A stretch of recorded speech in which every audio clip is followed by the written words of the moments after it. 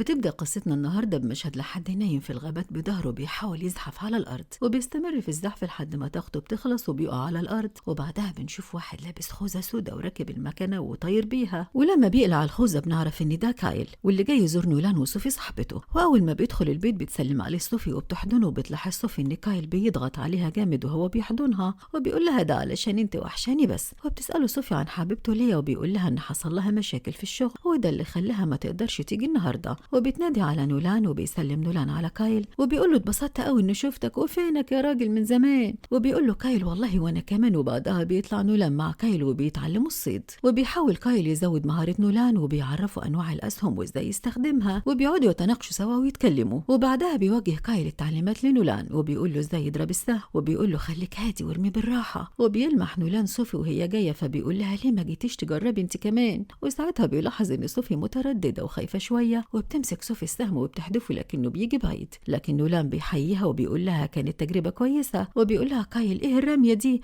انا معلمتكش كده، ارجعي على المطبخ حضري لنا حاجه. وبيمسك نولان السهم من تاني وبيحاول، وبيقول له نولان انتوا متشابهين في اكتر من حاجه، وان صوفي نباتيه زيه. لكن كايل بيقول له لا، صوفي مش نباتيه ولا حاجه. وبيستمر كايل في تعليم نولان بس المره دي من خلال البندقيه، وبيكون واضح ان كايل مهارته عاليه جدا بجانب ان جسمه قوي جدا، لحد ما بيقدر نولان اخيرا انه ينشن صاحب البندقيه. وبيحييه كايل وبيقول له الله ينور عليك يا فنان. وبعدها بيدخلوا كلهم للاوضه جوه، وبتكون صوفي مشغله اغاني وبترقص، وبيبان على نولان انه متوتر وقاعد شغال في الكتابه. فبتقول له صوفي المفروض ان احنا في اجازه وانك تسيب الشغل ده وتقوم ترقص معايا. فبيقول لها معلش يا صوفي انا مشغول بالكتابه دلوقتي ومش هقدر اقوم. وبعدها بتقعد صوفي مع كايل وبيلعبوا كوتشينه، وبيبدا كايل يعلق على حاجات في شكلها، وبيسمع نولان اللي بيكون قاعد متضايق من كلامه بس كاتم في نفسه. وبعدها بيستمر الهزار والكلام ما بينهم، وبيلاحظ نولان ان الموضوع زاد عن حده. فبيدخل نولان وبيسيبهم وبتدخله صوفي وبتقول له انت متضايق ليه. فبيقول لها نولان انا مش متضايق ولا حاجه، انا بس بعمل شغلي، روحي انت كملي هزار ولعب مع كايل. وبيقول لها اللي قولي لي صحيح، مش كان المفروض ان كايل كان جاي هو ومراته، ايه اللي خلاه يجي لوحده يعني؟ فبتقول له صوفي انا مش عارفه ليه ده حصل. وبتساله هو ده بقى اللي مضايقك؟ فبيقول لها وان وجوده من غير مراته موتر الجو شويتين. فبتحاول صوفي انها تقول له اطلع العب معاه شويه واستمتع بالاجازه، وان في حاجات كتير مشتركه بين كايل وبين نولان. فبيرد نولان بعصبيه وبيقول لها الحاجات المشتركه دي تبقى بينكم انتوا، انما انا مفيش حاجه مشتركه بيني وبين المخلوق ده. فبتزعق صوفي وبتقول له نولان انا زهقت من الخناق ومن الشغل وانت طول الوقت ما عندكش غيرهم. فبيقول لها انت دايما فاكره الموضوع سهل كده ومش مراعيه الظروف اللي بنمر بيها واننا في اوضاع صعبه. فبتقول له صوفي ده انا واقفه على رجلي من صباحيه ربنا، انا هطلع ارفع عن نفسي شويه وخليك انت في كتاباتك. وخلي بالك انا كنت جايبه كايل علشان يساعدك في الكتابه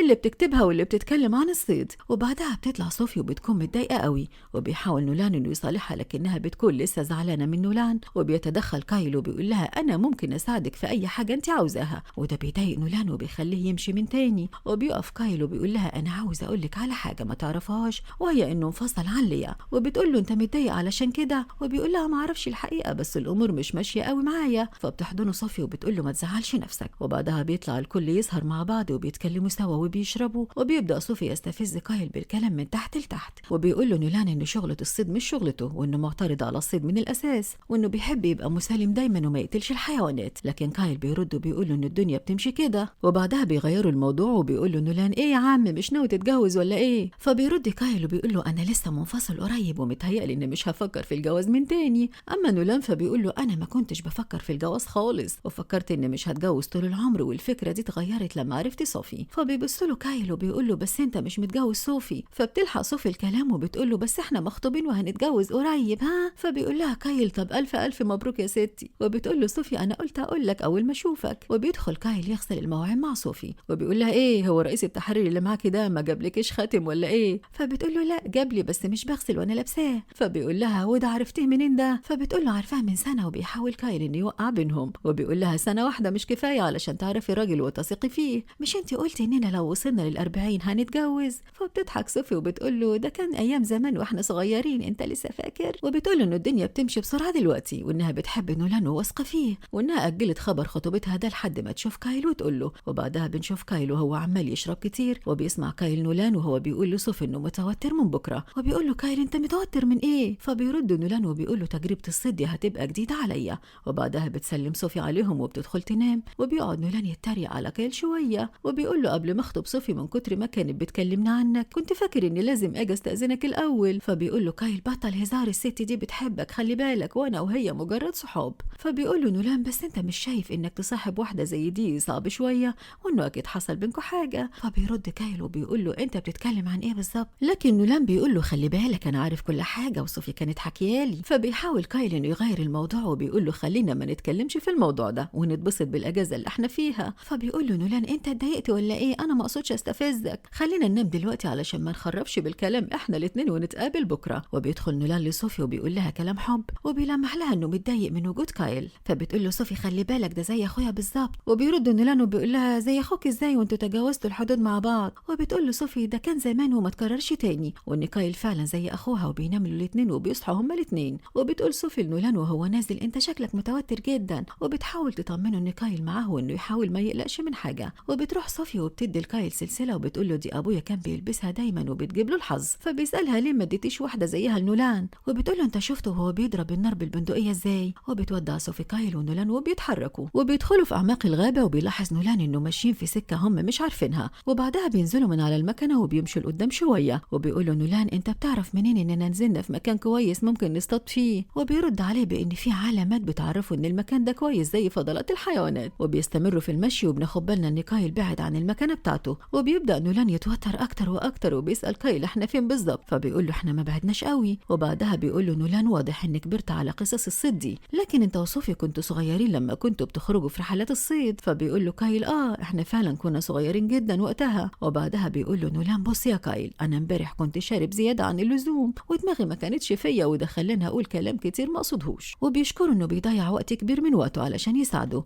وبيقول له كايل انا مش زعلان من حاجه ويلا بينا نكمل رحلتنا. وبيلمح كايل غزاله جايه من بعيد وبيمسك السهم وبيصوبها ناحيته. وبيقول له نولان اضرب نار عليها. وبيكون واضح ان نولان متوتر جدا ومش قادر يضرب نار عليها. وبيبص لكايل وبيقول له انا مش هعرف اضرب عليها نار. وبيروح كايل وبيمسك السهم وبينشن ناحيه الغزاله. وبيجي السهم في الغزاله بالفعل وبتقع على الارض. وبيطلع كايل السهم من جسم الغزاله وبيقول له نولان حرام عليك، من المفترض انك تقتلها وما تسيبهاش تتعذب بالشكل ده. وبيطلع كايل بعدها يجري وبيقول له نولان انت رايح على فين وسايب الغزاله كده؟ في حيوانات هنا المفروض نقتله وما نسيبهوش يعاني. فبيصرخ كايل بشكل مرعب وبيسيب نولان وبيمشي. لكن نولان ما بيكونش قدامه اختيار تاني غير انه يمشي ورا كايل. وبيكملوا مشي قدام لحد ما بيلاقوا ذئب. وبيكون الذئب بشكل مفترس وقوي جدا. وساعتها بيجهز كايل نفسه لاصطياد الذئب. في الوقت اللي بينط فيه الذئب على نولان وبتقع البندقيه من ايد نولان وبيهجم الذئب على نولان بقوه شديده. وبيصرخ نولان باقصى ما عنده وبيقول لكايل انجدني واحميني بسرعه. لكن كايل بيكون رد فعله غريب جدا، خصوصا لما بياخد البندقيه من نولان وبيمشي. وبيفضل الذئب يلتهم في نولان وكايل ولا في دماغه. وبيستمر كايل في تجاهل نولان لحد ما بيبعد شويه. وبيضرب كايل نار في الهواء بعد ما كان نولان خلاص بيموت. وبيقرب كايل بعدها من نولان وبيصوب البندقيه ناحيته. وقتها بيقول له نولان ما تقلقنيش ارجوك وساعدني. وبيختار كايل انه يسيب نولان سايح في دمه ويمشي. واثناء ما بيكون كايل بيجري بيتكعبل في الارض وبيقع، لكنه بيكمل جري. في اللحظه دي بنشوف صوفي وهي ماشيه في البيت وبيدخل في رجلها ازازه وبتتعور بسببها. وبتدوخ صوفي لما بتشوف الدم وبتريح شويه على السرير في الوقت اللي بيكون فيه كايل راجع على البيت. وبيفتكر مشاهد الدم والذئب اللي هجم على نولان وبيفقد اعصابه. واول ما بيدخل البيت بيشرب من جديد. وبعدها بينادي على صوفي وبيقول لها تعالي. وبيلاقي صوفي ان كايل وشه مليان دم. وبتقول له ايه اللي في وشك ده وفين نولان؟ وبيرد كايل وبيقول لها ان الذئاب هجمتهم وان نولان ما رجعش معاه وان اللي حصل له ده بسبب هجوم الذئاب عليهم. فبتحس صوفي ان في حاجه غلط. وبتقول لكايل انا عمري ما شفت ذئب هنا قبل كده. فبيقول لها كايل متهيألك ده عددهم كبير جدا ويلا بينا علشان نهرب. ونحاول يساعد نولان بكل قوته لكنه فشل. فبتقول له صوفي انا مش هتحرك من هنا غير لما تشوف نولان. وبتقول له انت ازاي اصلا تسيبه هناك؟ فبيقول لها كايل انا حاولت والله بس فات الاوان. فبتساله صوفي هو نولان مات؟ وبيرد كايل بانه لسه ما يعرفش هو مات ولا لا. وبتزعق فيه وبتقول له وصلني للمكان اللي فيه نولان. وبيمشوا هما الاثنين في الغابه بكل سرعتهم. وبيبان ان صوفي مهتمه جدا تشوف نولان لحد ما بيوصلوا على منطقه معينه. وبتساله صوفي وبتقول له هو ده المكان اللي نولان فيه؟ وبيقول لها كايل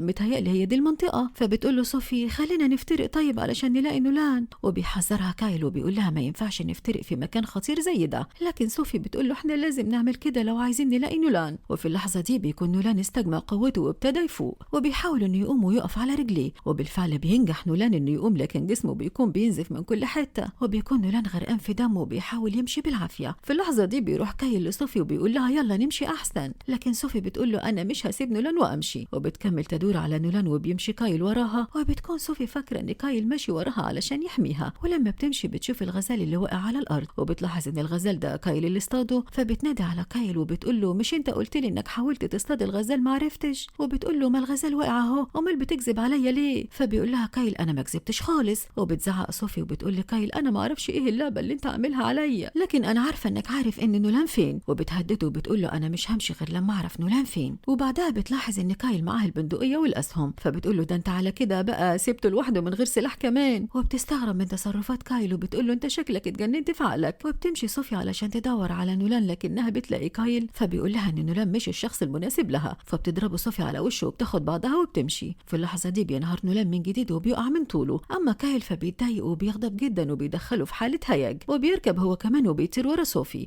وبيطلع جركن البنزين وبيقرر انه يولع في المكان كله. لكنه بيتفاجئ ان في مجموعه من الذئاب في المكان. فبيقف كايل في ظهر شجره وبيحضر نفسه للهجوم، وفجاه بيظهر قدامه ذئب شرس لونه ابيض. في الوقت اللي بتكون فيه صوفي لسه بتدور على نولان وبتلمح على الارض اثار دم بني ادم، وبتعرف انها قربت من مكان نولان وبتحس بوجوده. وبالفعل بتروح تدور في كل حته، لكنها من كتر تهورها بتقع من على المكنه بتاعتها وبتتخبط في الارض. في اللحظه دي كايل بيتعرض لهجوم شرس من اكتر من ذئب، وبينجح انه يضرب واحد فيهم، لكن بعد ما بتكون الذئاب قطعت لحمه وبينزف كايل بشده، وبتكون الذئاب عماله تلف حواليه. فبيمسك كايل البندقيه بتاعته وبيستعد للهجوم اللي جاي من الذئاب. في اللحظه دي بتبدا صوفي تفوق بعد ما فقدت الوعي، وبتخلع الخوذه بتاعتها وبتبص حواليها علشان تستوعب هي فين. وبتحط ايديها على الاسهم اللي معاهم وبتنادي على نولان باعلى صوت. وبتلاحظ ان فيه ذئب من الذئاب حواليها وبتستعد لمواجهه الخطر. وفعلا بيهاجمها ذئب من الذئاب وبتقع صوفي من على منحدر عالي وبتتكسر ايديها. وبتتخض صوفي لما بتشوف منظر ايديها بقى عامل ازاي وبتصاب بالذعر. ومع ذلك ما بتفقدش الامل انها تلاقي نولان، وبتفضل تنادي عليه وبتقول له قول اي حاجه تعرفني انك عايش. وبتبص صوفي قدامها بتلاقي ذئب من الذئاب مطعون بسكينه، فبتاخد السكينه من جسمه بعد ما بتتاكد انه ميت، وبتمشي وبتكمل تدور على نولان. ولما بتبص قدامها بتلاقي نفسها في مواجهه ذئب جديد، فبتسيب السكينه في ايديها وبتحاول تهدي نفسها وبتوطي على الارض، وبتمسك سهم من السهام وبتحاول انها تضربه بيه، لكن السهم مش بيجي في الذئب نظرا لسرعته الشديده. وبيهاجم صوفي بكل قوته، فبتاخد صوفي السكينه وبتطعن الذئب، وبتلاقي قدامها ذئب جديد، لكنها المره دي بتصرخ في وشه بكل شجاعه وبتقول له امشي من هنا بقى. والغريب ان الذئب بيسمع كلامها وبيخاف منها وبيمشي. وبتمشي صوفي خطوات لقدام وبتلاقي نولان واقع على الارض، وبتحاول تسنده علشان يمشي وبتقول له هننجح اننا نمشي. وبعدها بتشوف جثه مركونه على الشجره، فبتسند نولان على الشجره وبيقول لها نولان ما تروحيش في حته تعالي. لكن صوفي بتقرر انها تشوف دي جثه مين، ولما بتروح بتلاقي انها جثه كايل، وان كايل فيه جزء كبير من جسمه متآكل. وبتنهار وقتها صوفي وبتقول لنولان انها لازم ترجع له، لكن بعد ما بيعتنوا بنفسهم الاول. وبتركب هي ونولان وبيرجعوا على البيت، وبينتهي الفيلم بالنهايه الشقيه دي من غير ما نعرف هل نولان وصوفي هينجحوا في انهم يتعافوا من اللي حصل لهم ولا لا، وهل لو تعافوا هيكرروا التجربه تاني ويرجعوا لكايل ولا هيتعلموا من اخطائهم. ونشوفكم تاني في فيديو جديد وفيلم جديد على قناتنا،